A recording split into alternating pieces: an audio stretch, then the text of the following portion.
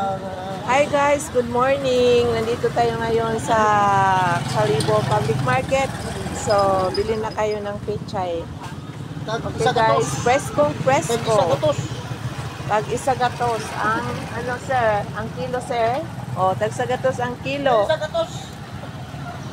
O, kung gusto niyo kamatis, nandito din ang kamatis guys.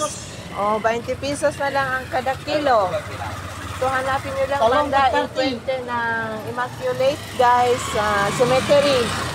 Okay, dito meron din tayong ampalaya. Ngayon dumating, dagsa ngayon ang mga gulay guys at mga andito din ang eggplant.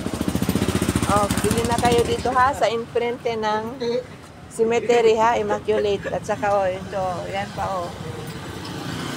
Oh, dito pa ang ibang gulay. At kasama na rin ang prutasan ni April na maganda. Grapes. Oh, ayan. Meron din siyang banana guys. Dito lang makikita nyo sa enfrente ng sementeryo. Immaculate. Okay?